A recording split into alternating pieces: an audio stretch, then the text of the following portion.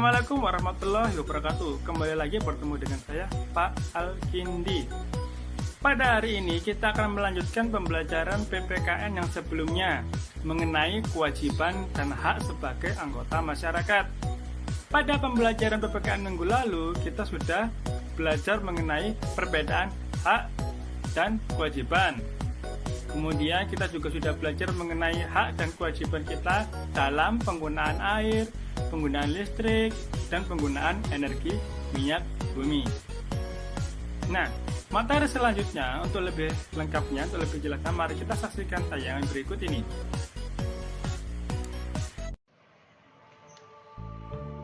PPKN tema B, sumber energi. Subtema 2, pembelajaran 3, 4, dan 5. Materi yang akan kita pelajari hari ini masih tetap mengenai kewajiban dan hak sebagai anggota masyarakat. Mengenai apa saja yang akan kita pelajari nanti? Yang pertama, hak dan kewajiban penggunaan energi. Hak dan kewajiban kita dalam penggunaan energi. Yang kedua, cara menghemat energi bahan bakar minyak. Yang ketiga, mendiskusikan hak dan kewajiban dalam penggunaan air. Yang keempat, mendiskusikan hak dan kewajiban dalam penggunaan kertas. Kalian bisa mulai membuka buku halaman 64 mengenai hak dan kewajiban penggunaan energi. Salah satu hak kita adalah mendapatkan energi. Kita berhak mendapatkan energi apapun itu, seperti listrik dan bahan bakar minyak. Semua energi tersebut dibutuhkan untuk kelangsungan hidup kita. Coba kamu bayangkan jika satu hari saja terjadi pemadaman listrik. Tentu banyak aktivitas yang akan terganggu. Demikian pula jika terjadi kelangkaan bahan bakar minyak. Tentu aktivitas masyarakat juga akan terganggu. Setelah mendapatkan hak, kita juga harus melaksanakan kewajiban kita. Kewajiban kita akan energi adalah dengan selalu menghematnya. Kita wajib menghemat energi. Kita juga memiliki kewajiban untuk mengajak orang lain melakukan penghematan energi. Bukan hanya kita saja, tetapi kita juga wajib mengajak orang lain, mengingatkan orang lain. Misalnya ada tetangga yang lupa mematikan lampu, kita bisa mengingatkan, menghemat energi listrik. Ada yang tetangga mau keluar bekerja, ingatkan, Pak, lampunya sudah dimatikan, Bu, apakah airnya sudah dimatikan semua, agar tidak boros energi. Mengajak orang lain melakukan penghematan energi dapat dilakukan dengan berbagai macam cara, antara lain dengan menggunakan poster atau melakukan kampanye. Kemarin kalian sudah diberikan tugas bahasa Indonesia membuat poster. Nah, dengan kita menambahkan poster-poster, kita bisa mengingatkan orang lain yang membacanya. Oleh karena itu, poster kemarin dibuat semenarik mungkin agar menarik perhatian orang-orang untuk membacanya, sehingga mereka akan mengikuti nasihat atau ajakan yang kita tulis di dalam poster tersebut. Misalnya ada yang menggambar poster hemat listrik. Pembaca yang tertarik akan mengikutinya. Oh iya, tadi saya lupa di rumah mematikan listrik, mereka akan pulang untuk mematikan listriknya, dan semacamnya. Berikutnya mengenai cara menghemat energi bahan bakar minyak. Ada di buku halaman 63. Kalian bisa menyaksikan bacaan singkat di halaman 63. Kalian bisa membaca sendiri. Dialog tersebut berisi bagaimana seorang ibu mengingatkan putrinya agar menghemat energi. Energi di sini adalah bahan bakar minyak. Bahan bakar minyak merupakan salah satu sumber daya alam yang sangat penting dalam menunjang kehidupan manusia. Akan tetapi, sumber daya alam ini memiliki keterbatasan. Meskipun jumlahnya sangat banyak, meskipun tidak akan habis di masa kita, tetapi di masa depan ketika terus digunakan, bisa habis. Untuk muncul juga diperlukan waktu yang lama. Jadi kita wajib menghematnya. Bagaimana cara menghematnya? Berikut ada beberapa cara untuk menghemat bahan bakar minyak. Yang pertama, mengurangi konsumsi bahan bakar minyak untuk kendaraan pribadi. Contohnya bagaimana? Misalkan, sering bolak-balik, hanya ke toko atau ke warung dekat rumah pakai motor. Tidak perlu kalau nggak penting. Yang kedua, mulai beralih ke penggunaan energi alternatif. Kita bisa menggunakan energi selain bahan bakar minyak. Misalnya, menggunakan sepeda listrik. Listrik kan tidak menggunakan minyak, sedangkan listrik juga cepat diperbarui. Yang ketiga, membiasakan diri untuk tidak terlalu mengandalkan keberadaan kendaraan pribadi dalam jarak dekat. Nah, ini seperti yang tadi saya bilang. Ingin ke warung, ingin ke toko terdekat, ngeluarin sepeda motor, menggunakan motor, menghabiskan bensin. Kalau masih dekat, masih memungkinkan, baik untuk jalan kaki atau sepeda, kalian bisa menggunakannya. Dalam rangka apa? Dalam rangka untuk menghemat bahan bakar minyak. Yang keempat, beralih menggunakan kendaraan umum. Dengan kita naik bis atau angkot, naik kendaraan umum, kita membantu dalam penghematan bahan bakar minyak. Karena kendaraan tersebut dipakai bersama-sama, sehingga bahan bakar yang digunakan akan lebih sedikit. Coba kalian bandingkan, misalnya 10 orang punya mobil. 10 orang tersebut berangkat bekerja atau ke sekolah menggunakan mobilnya masing-masing. Berarti 10 mobil akan diisi dengan bahan bakar minyak, yaitu bensin. Sekarang, apakah bensin yang dipakai 10 mobil sedikit? Tentu saja banyak. Sekarang coba diganti, 10 orang yang punya mobil tersebut menggunakan 1 bus. Berapa bensin dipakai? Yang dipakai cuma 1 kendaraan, yaitu bahan bakar yang dipakai oleh bus. Oleh karena itu, kita bisa berhemat bahan bakar dengan menggunakan kendaraan umum. Yang kelima, menggunakan kendaraan yang tidak memerlukan bahan bakar minyak. Ada banyak contoh kendaraan yang tidak memerlukan bahan bakar minyak. Seperti yang saya sebutkan tadi, ada sepeda listrik juga bisa. Atau kalau mau sehat, sekalian jalan kaki, jika dekat.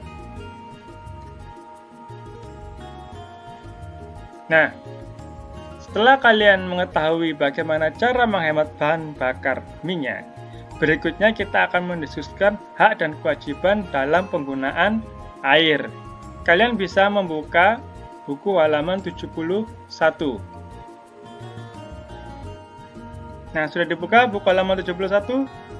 Baik, coba kalian saksikan buku halaman 71. Amatilah gambar di bawah ini, kemudian diskusikan dengan pertanyaan berikut. Gambar 2.25 ini. Kalian bisa lihat gambar apakah itu? Saat musim kemarau, sumber air bersih berkurang, sehingga orang kesulitan mencari air. Nah, kemarin kita sudah belajar mengenai hak dan kewajiban kita dalam energi.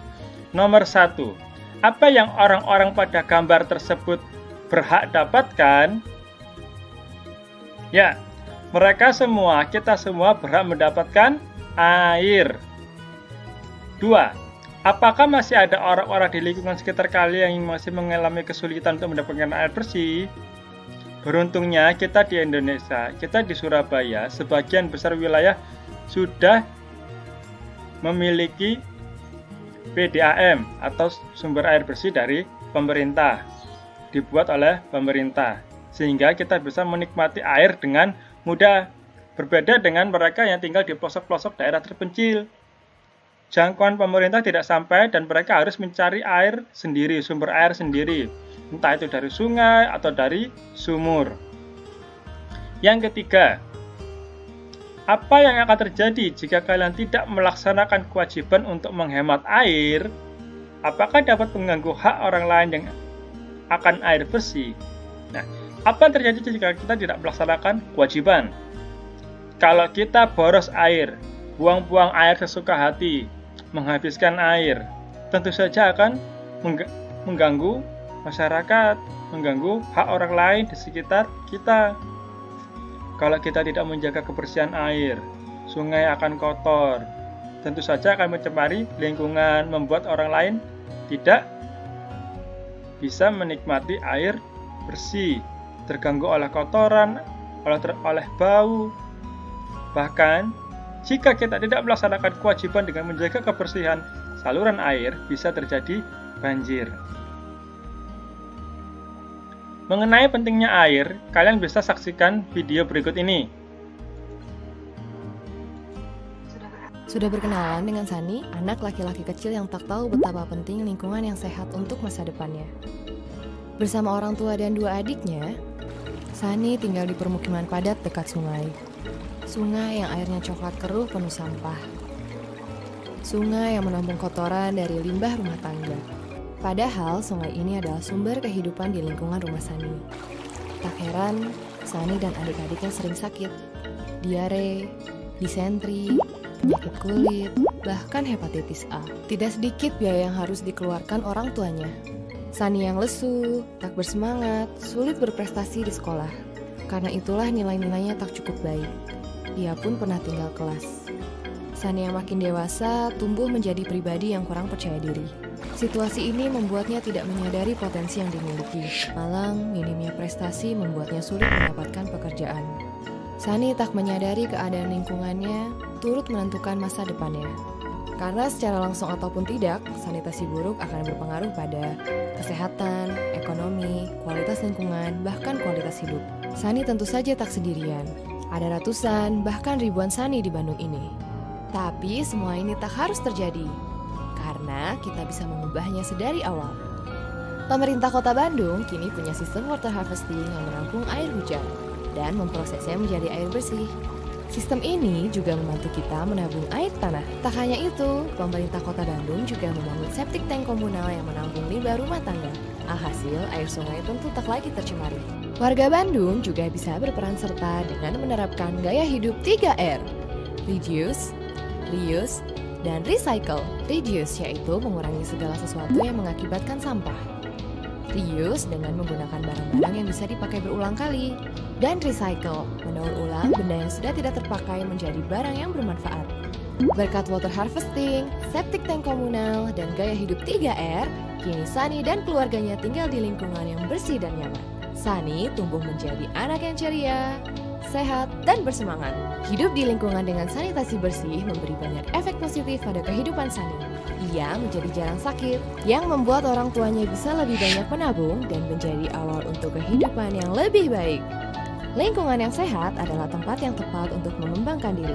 Karena pribadi yang produktif dan kreatif dimulai dari diri dan gaya hidup yang sehat. Bayangkan bila lingkungan bersih seperti ini dirasakan manfaatnya oleh jutaan anak. Nah, tayangan barusan menunjukkan kita betapa pentingnya lingkungan yang sehat, lingkungan yang bersih. Ketersediaan akan air bersih sehat merupakan salah satu hak kita. Kita berhak mendapatkan air bersih. Masalah apa saja yang terjadi jika kita tidak mendapatkan air bersih? Kalian bisa lihat di video tadi. Bisa mengganggu bukan hanya pribadi tetapi juga orang lain, keluarga, masyarakat di sekitar. Nah, berikutnya mendiskusikan hak dan kewajiban dalam penggunaan kertas. Halaman 73. Kalian bisa buka buku kalian halaman 73. Lihatlah apa yang dilakukan anak-anak pada gambar berikut. Itu adalah gambar kelas di mana anak-anak bermain membuang-buang kertas yang masih bisa digunakan. Itu adalah contoh sifat yang tidak terpuji, boros, membuang-buang kertas yang seharusnya masih bisa digunakan. Perbuatan anak-anak pada gambar tersebut adalah perbuatan yang tidak benar. Kita tidak boleh membuang-buang kertas, karena kertas merupakan salah satu benda yang dibutuhkan dalam kegiatan sehari-hari. Kamu tahu tidak asal dari kertas itu dari mana? dalam bacaan di bawah, kalian bisa membacanya dan mengetahui asal dari kertas. Kenapa kita harus menghemat kertas? Saya akan menceritakan singkat mengenai kertas. Kertas berasal dari bubuk kayu yang dikeringkan. Kayu berasal dari mana? Pohon. Dengan kita membuang-buang kertas, berarti kita sama menyia-nyiakan pohon, menyia-nyiakan makhluk hidup. Di dalam bacaan tersebut ada beberapa cara yang dapat digunakan untuk menghemat kertas. Nah, tugas kalian setelah membaca ini, kalian bisa mengerjakan pertanyaan yang ada di bawah. Kalian bisa mengerjakan pertanyaan ini.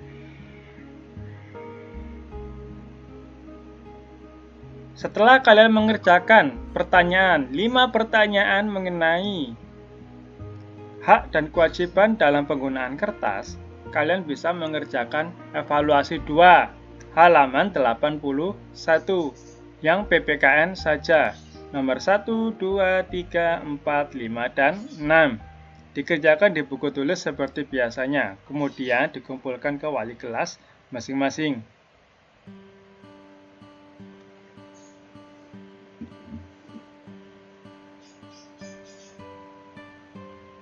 Baiklah, sekian untuk pembelajaran hari ini. Assalamualaikum warahmatullahi wabarakatuh.